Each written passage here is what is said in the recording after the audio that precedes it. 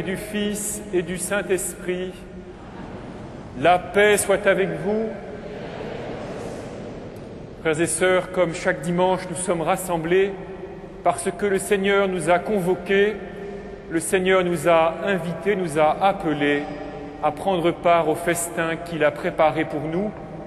Et c'est pourquoi, malgré la conscience que nous avons de nos pauvretés, de nos faiblesses et même de notre péché, nous osons venir et nous avancer jusqu'à l'autel où la parole et le corps du Seigneur vont nous être partagés.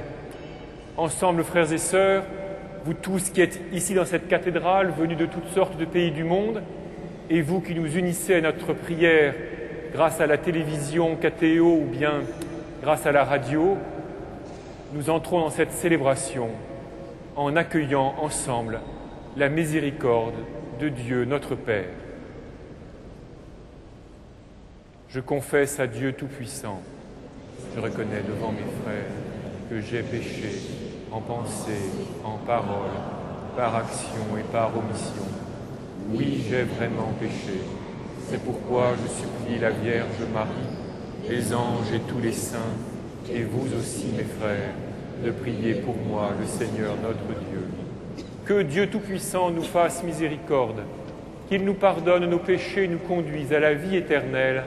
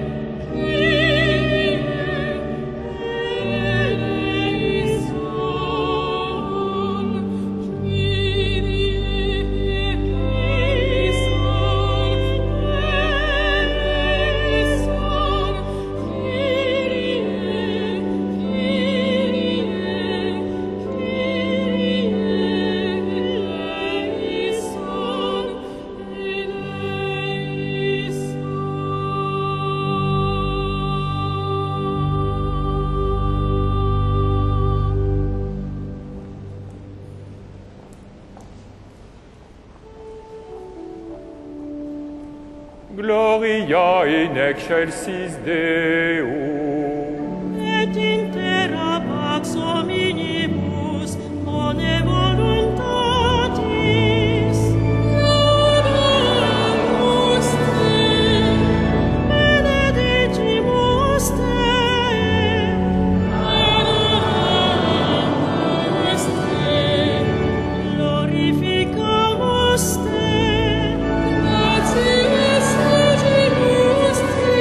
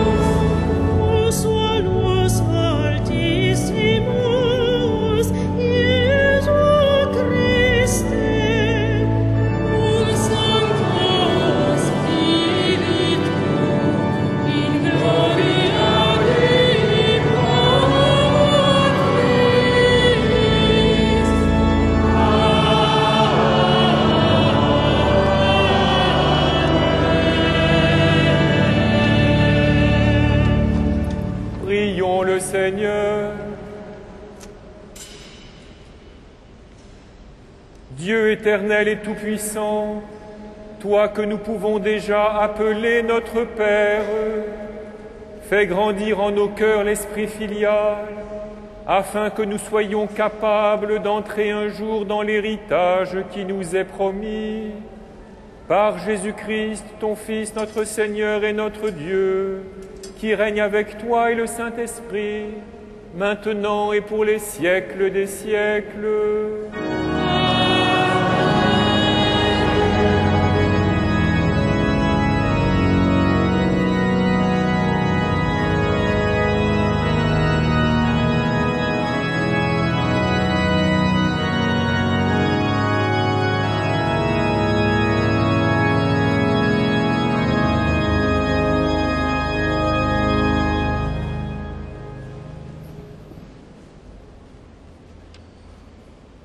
Lecture du premier livre des rois. Le prophète Élie, fuyant l'hostilité de la reine Jézabel, marcha toute une journée dans le désert. Il vint s'asseoir à l'ombre d'un buisson et demanda la mort en disant : « Maintenant, Seigneur, c'en est trop. Reprends ma vie, je ne vaux pas mieux que mes pères. » Puis, il s'étendit sous le buisson et s'endormit. Mais voici qu'un ange le toucha et lui dit : « Lève-toi et mange. » Il regardait, et il y avait près de sa tête un pain cuit sur la braise et une cruche d'eau. Il mangea, il but et se rendormit. Une seconde fois, l'ange du Seigneur le toucha et lui dit : « Lève-toi et mange. Autrement, le chemin serait trop long pour toi. » Élie se leva, mangea et but. Puis, fortifié par cette nourriture, il marcha 40 jours et 40 nuits jusqu'à l'Horeb, la montagne de Dieu. Parole du Seigneur.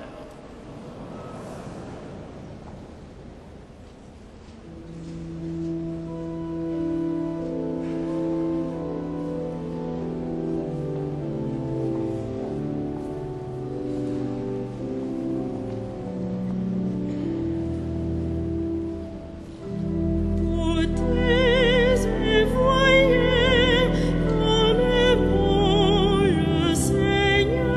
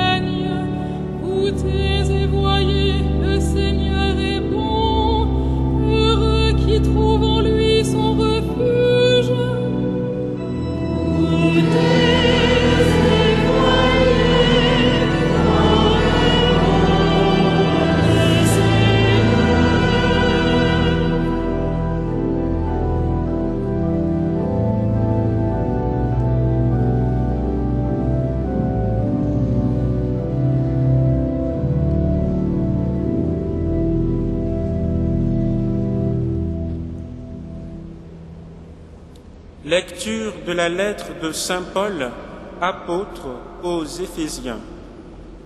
Frères, en vue du jour de votre délivrance, vous avez reçu en vous la marque du Saint-Esprit de Dieu.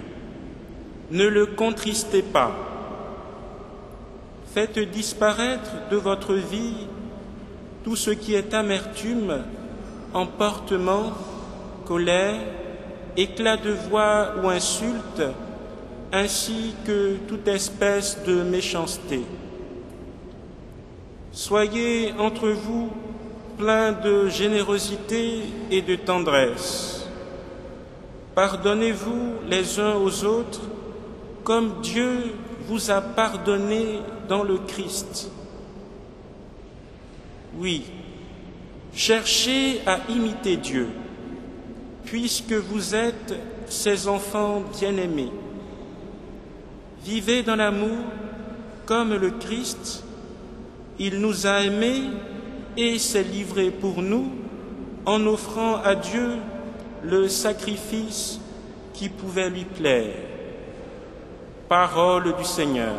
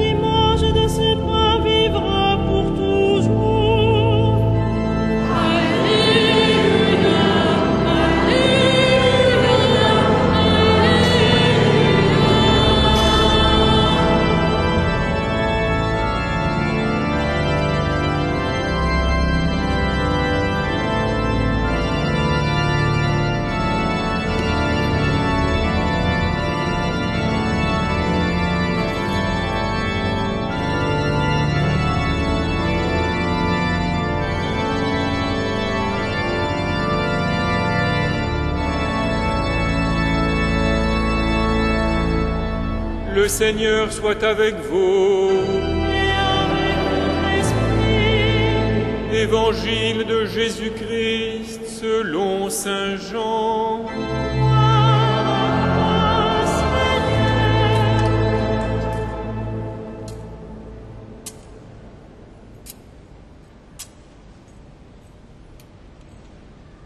Comme Jésus avait dit, « Moi, je suis le pain qui est descendu du ciel », les Juifs récriminaient contre lui. « Cet homme-là n'est-il pas Jésus, fils de Joseph? Nous connaissons bien son père et sa mère. Alors comment peut-il dire « Je suis descendu du ciel » ?» Jésus reprit la parole. « Ne récriminez pas entre vous. Personne ne peut venir à moi si le Père qui m'a envoyé ne l'attire vers moi. Et moi, je le ressusciterai au dernier jour. Il est écrit dans les prophètes, ils seront tous instruits par Dieu lui-même. Tout homme qui écoute les enseignements du Père vient à moi. Certes, personne n'a jamais vu le Père, sinon celui qui vient de Dieu. Celui-là seul a vu le Père. Amen, amen, je vous le dis. Celui qui croit en moi a la vie éternelle. Moi, je suis le pain de la vie. Au désert, vos pères ont mangé la manne et ils sont morts. Mais ce pain-là qui descend du ciel, celui qui en mange ne mourra pas. Moi, je suis le pain vivant qui est descendu du ciel. Si quelqu'un mange de ce pain, il vivra éternellement. Le pain que je donnerai, c'est ma chair, donnée pour que le monde ait la vie. Acclamons la parole de Dieu. Gloire à toi, Seigneur.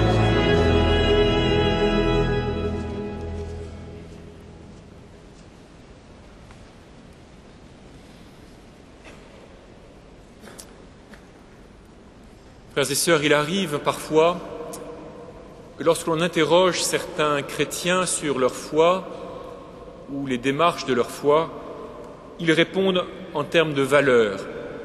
Cela arrive en particulier avec les parents qui présentent des enfants au baptême. Souvent, lorsqu'on les interroge sur leur motivation, ils expliquent qu'ils souhaitent que leur enfant ait des valeurs dans sa vie. Et c'est une bonne chose, car il est bon que les hommes aient des valeurs autour desquelles ils cristallisent en quelque sorte leurs actes et la forme qu'ils veulent donner à leur vie en faisant des choix précis. Mais en rester là, c'est vraiment rester au seuil du christianisme. Il n'est pas forcément nécessaire que Dieu, le Fils éternel, vienne parmi nous, s'incarne, partage notre condition humaine jusqu'à la mort et livre sa vie pour nous, simplement pour nous enseigner des valeurs. Car bien des hommes sont capables, des hommes et des femmes, bien des êtres humains sont capables, en raisonnant droitement, de dégager les valeurs qui peuvent être dignes d'une vie humaine. Il ne manque pas de philosophes et de sages qui ont honoré l'histoire des hommes et de l'enseignement desquels nous pouvons nous inspirer. L'évangile que nous venons d'entendre nous aide à aller plus profondément dans le mystère du Christ, dans le sens de sa venue et dans ce qu'est le christianisme. Nous avons entendu aujourd'hui la suite du grand discours que Jésus prononça au lendemain de la multiplication des pains, selon saint Jean, dans la synagogue de Capharnaüm. Nous avons entendu déjà la première partie de ce discours la semaine dernière et nous en entendrons encore 2 autres morceaux dans les dimanches qui viennent. C'est un discours très dense, très riche, un peu déroutant parfois, mais dans lequel on peut sans doute identifier ce qui est le plus essentiel. Et nous voyons que Jésus, nous entendons aujourd'hui, que Jésus se présente comme le pain qui est descendu du ciel, le pain de vie, comme celui qui est venu pour nous donner, pour se donner à nous en nourriture. Il n'hésite pas à présenter sa chair elle-même comme le pain qui peut nous nourrir pour la vie éternelle. Or, il est clair, frères et sœurs, que les valeurs n'ont pas de chair, elles n'ont pas d'autre chair en tout cas que celle que nous leur donnons en les mettant en œuvre dans nos actes et dans ce que nous construisons à travers nos vies. Jésus, lui, se présente à nous comme le pain dont nous avons besoin pour vivre alors même que notre vie n'est plus possible. Il n'est pas simplement un pain qui vient refaire nos forces pour un moment, comme la manne dans le désert dont les Hébreux se sont nourris, mais une fois qu'ils avaient mangé leur part de chaque jour, il leur fallait attendre le lendemain pour se nourrir de nouveau. Ou bien comme le pain qu'a mangé Élie au cours de sa marche dans le désert, le pain qui a refait ses forces, nécessaires pour qu'il puisse atteindre son but, la montagne où Dieu l'attendait. Mais ce pain-là, il fallait le renouveler sans cesse. Jésus, lui, se présente comme le pain qui descend du ciel et qui nous donne la vie éternelle, celui qui peut nous ressusciter au dernier jour. Alors, frères et sœurs, nous comprenons, ou nous pouvons comprendre 2 faits essentiels. Le premier, c'est que ce qui fait le christianisme, c'est Jésus lui-même, la personne même de Jésus. Ce n'est pas simplement son enseignement dont nous pourrions tirer quelques principes un peu généraux, à charge pour nous de les appliquer comme nous voulons ou comme nous pouvons au cours de notre existence.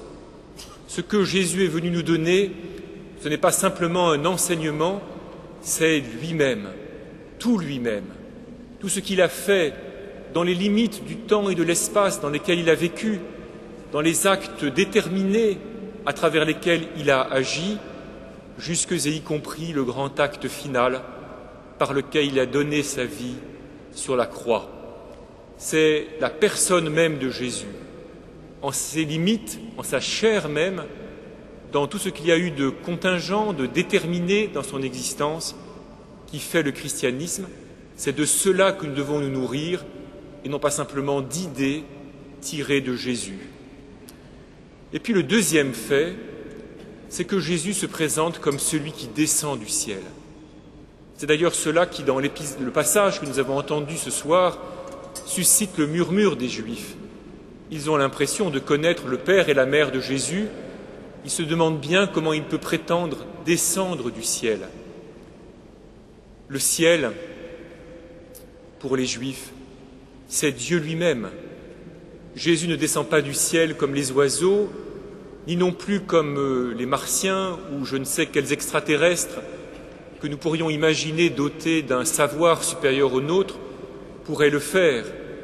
Lorsque Jésus dit qu'il est le pain qui descend du ciel, il revendique de venir de Dieu lui-même, d'être Dieu lui-même, le Dieu tel que les Juifs le connaissent, le Dieu de l'Alliance, le Dieu qui nous a créés et le Dieu qui a choisi le peuple d'Israël, qui l'a tiré d'Égypte, qui l'a façonné lentement et patiemment pour qu'il vive dans la justice et la vérité et pour qu'il soit source de bénédiction pour toutes les nations.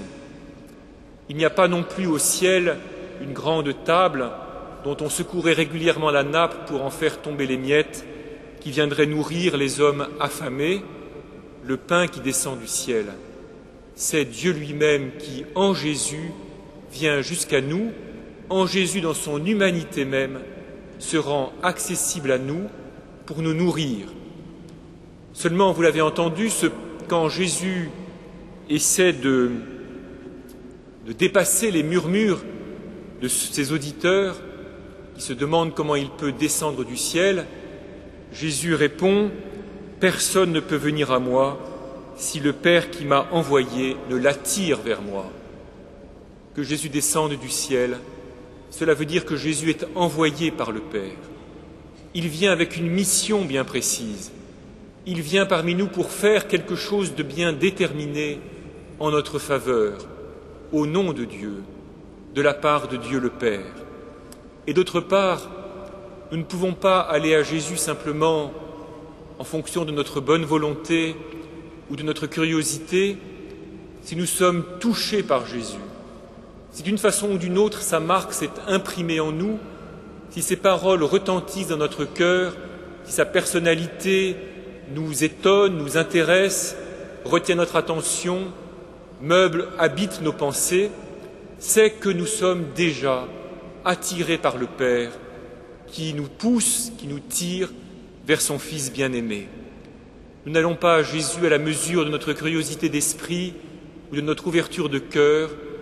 Nous n'allons pas non plus à Jésus simplement pour des raisons extérieures, parce que nous sommes dans une culture chrétienne, parce que nos familles étaient chrétiennes.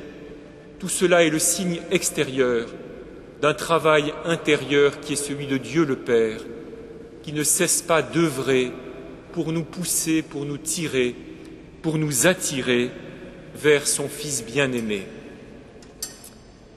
Il est écrit dans les prophètes, dit Jésus, ils seront tous instruits par Dieu lui-même.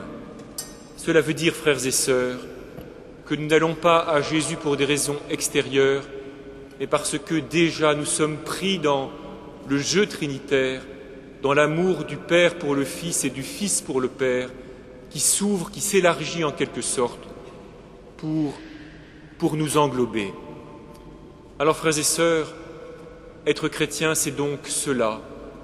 C'est déjà participer à ce jeu trinitaire, être attiré par le Père vers Jésus le bien-aimé, c'est être poussé par le Père pour aller vers Jésus et trouver en lui notre nourriture, celui dont la liberté sainte peut venir nourrir, redresser, guérir, élargir, fortifier notre liberté abîmée et blessée.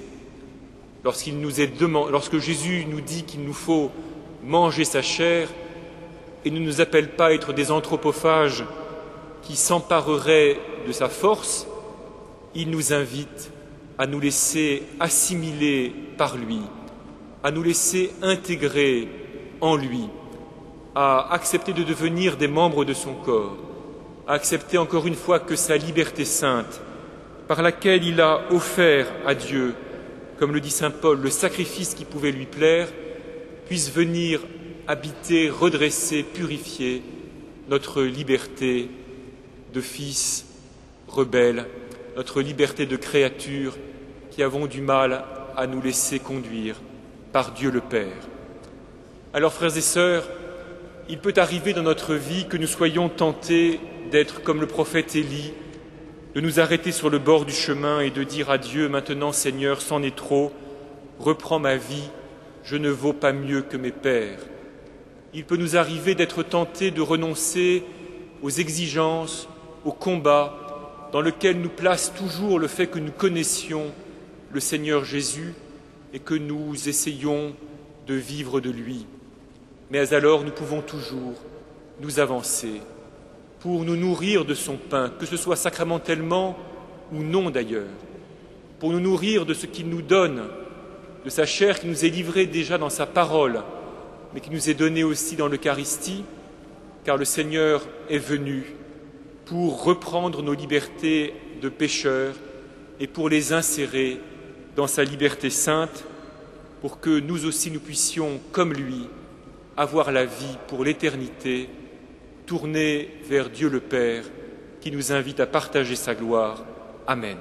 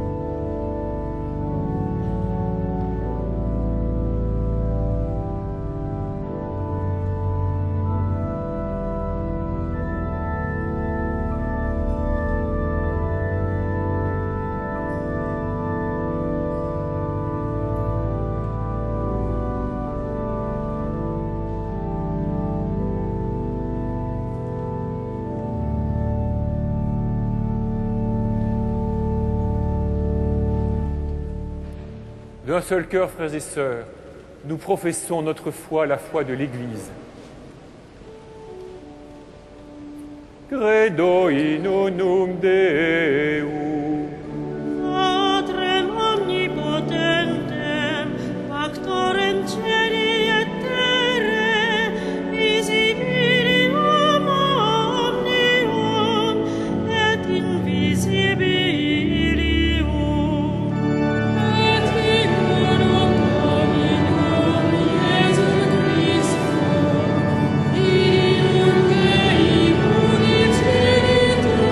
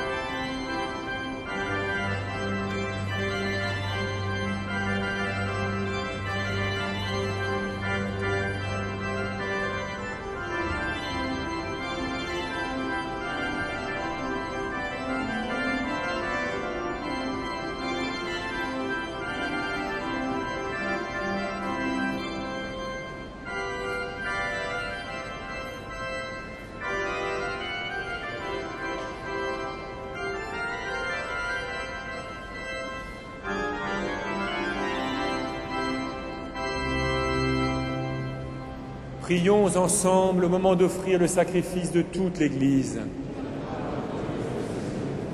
Seigneur, tu as donné ces présents à ton Église pour qu'elle puisse te les offrir. Daigne les accueillir favorablement, qu'ils deviennent par ta puissance le sacrement de notre salut par Jésus le Christ, notre Seigneur. Le Seigneur soit avec vous. Élevons notre cœur. Rendons grâce au Seigneur notre Dieu. Vraiment, il est juste et bon de te rendre grâce, de t'offrir notre action de grâce toujours et en tout lieu. À toi, Père très saint, Dieu éternel et tout-puissant, par le Christ notre Seigneur. Dans sa pitié pour notre misère, il a voulu naître d'une femme, la Vierge Marie. Par sa passion et sa croix, il nous a délivrés de la mort éternelle.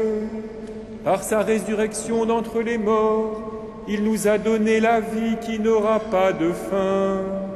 C'est pourquoi, avec les anges et les archanges, avec les puissances d'en haut et tous les esprits bienheureux, nous chantons l'hymne de ta gloire et sans fin nous proclamons.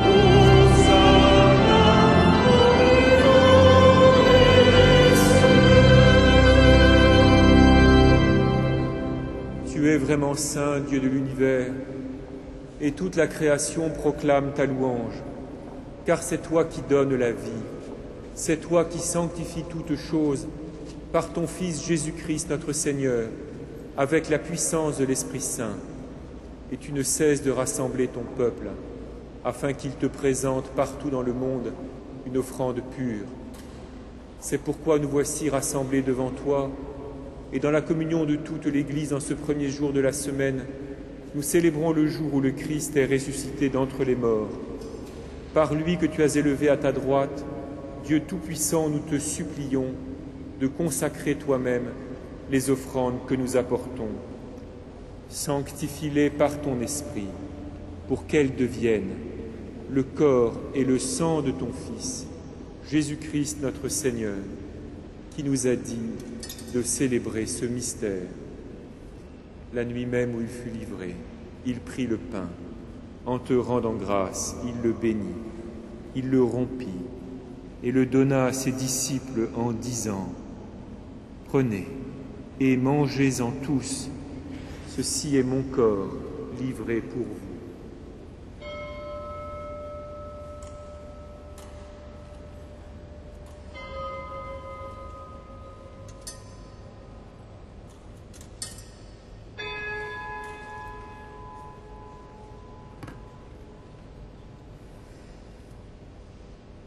De même, à la fin du repas, il prit la coupe. En te rendant grâce, il la bénit et la donna à ses disciples en disant : « Prenez et buvez-en tous, car ceci est la coupe de mon sang, le sang de l'alliance nouvelle et éternelle, qui sera versé pour vous et pour la multitude en rémission des péchés. Vous ferez cela en mémoire de moi. »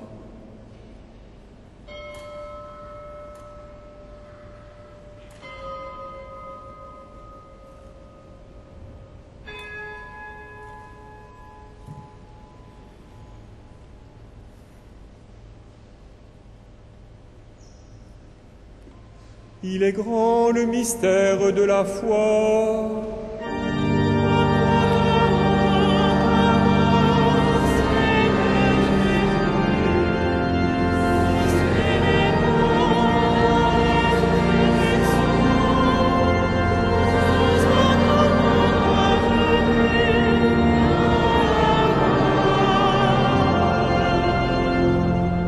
en faisant mémoire de ton Fils, de sa passion qui nous sauve, de sa glorieuse résurrection et de son ascension dans le ciel, alors que nous attendons son dernier avènement, nous présentons cette offrande vivante et sainte pour te rendre grâce. Regarde, Seigneur, le sacrifice de ton Église et daigne y reconnaître celui de ton Fils qui nous a rétablis dans ton alliance. Quand nous serons nourris de son corps et de son sang et remplis de l'Esprit Saint, accorde-nous d'être un seul corps et un seul esprit dans le Christ.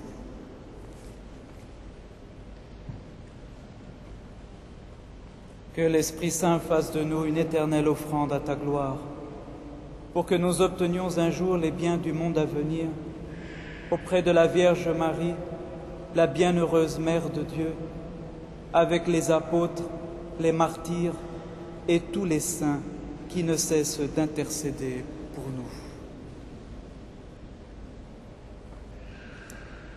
Et maintenant, nous te supplions, Seigneur, par le sacrifice qui nous réconcilie avec toi, étends au monde entier le salut et la paix. Affermis la foi et la charité de ton Église au long de son chemin sur la terre. Veille sur ton serviteur, le pape Benoît, et notre évêque André, l'ensemble des évêques, les prêtres, les diacres, et tout le peuple des rachetés. Écoute les prières de ta famille assemblée devant toi, et ramène à toi, Père très aimant, tous tes enfants dispersés. Pour nos frères défunts, pour les hommes qui ont quitté ce monde et dont tu connais la droiture, nous te prions. Reçois-les dans ton royaume, où nous espérons être comblés de ta gloire, tous ensemble et pour l'éternité, par le Christ notre Seigneur, par qui tu donnes au monde toute grâce et tout bien. Par lui, avec lui et en lui. À toi, Dieu le Père Tout-Puissant, dans l'unité du Saint-Esprit, tout honneur et toute gloire pour les siècles des siècles.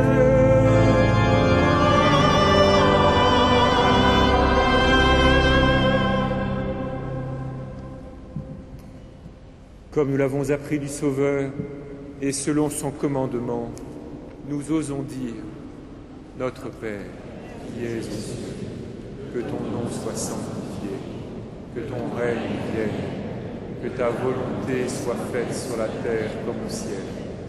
Donne-nous aujourd'hui notre pain de ce jour.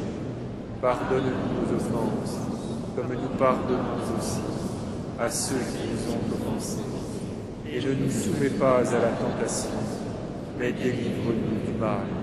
Délivre-nous de tout mal, Seigneur, et donne la paix à notre temps.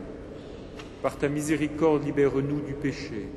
Rassure-nous devant les épreuves, en cette vie où nous espérons le bonheur que tu promets et l'avènement de Jésus-Christ, notre Sauveur.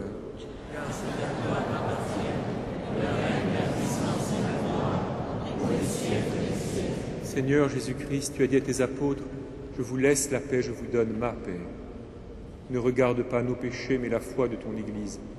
Pour que ta volonté s'accomplisse, donne-lui toujours cette paix et conduis-la vers l'unité parfaite, toi qui règnes pour les siècles des siècles. Que la paix du Seigneur soit toujours avec vous. À la charité du Christ, frères et sœurs, donnez-vous la paix.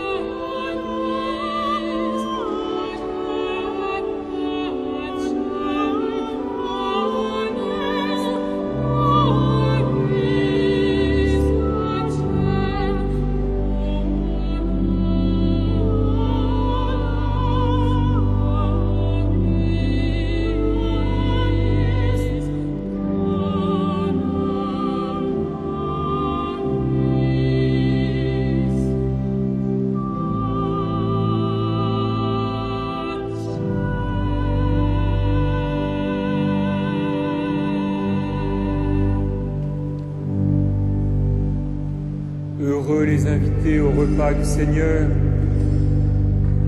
Voici l'agneau de Dieu qui enlève le péché du monde.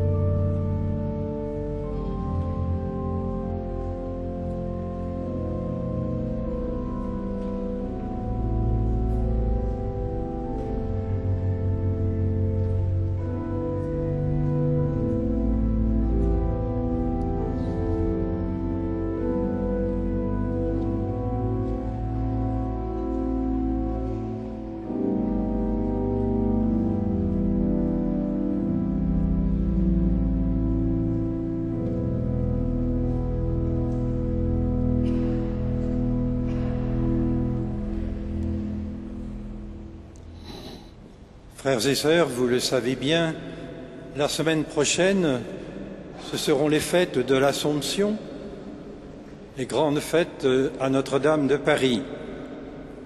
Le soir du jeudi 13 août, un concert à 20h30 de chant grégorien. Le vendredi 14 août, après les vêpres et la messe, présidée par le cardinal André XXIII, le pèlerinage fluvial sur la Seine. Ceux qui veulent accompagner la Vierge sur des bateaux sont invités à se procurer des contremarques indispensables pour y monter. Vous les trouverez à l'accueil.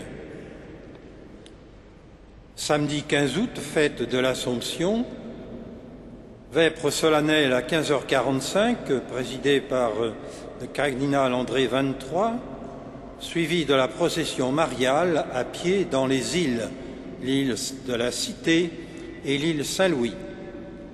Ensuite, la messe solennelle, présidée par le cardinal archevêque de Paris, puis ensuite la projection exceptionnelle du spectacle « Réjouis-toi, Marie ». Vous savez aussi que vous pouvez ce soir, par exemple, assister à la projection du film Notre-Dame de Paris, cathédrale vivante, sur grand écran. À l'intérieur, l'accès est libre et vous pourrez ainsi découvrir des aspects nouveaux de la cathédrale et en même temps, je dirais, la spiritualité qui s'en dégage. Nous poursuivons notre prière avec Monseigneur Éric de Moulin-Beaufort, évêque auxiliaire de Paris.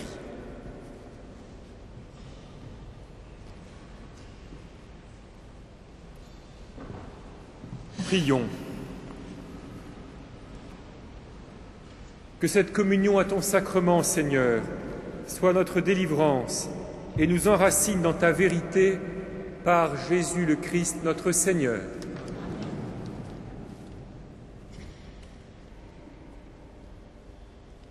Le Seigneur soit avec vous. Que Dieu Tout-Puissant vous bénisse, le Père, le Fils et le Saint-Esprit. Allez dans la paix du Christ.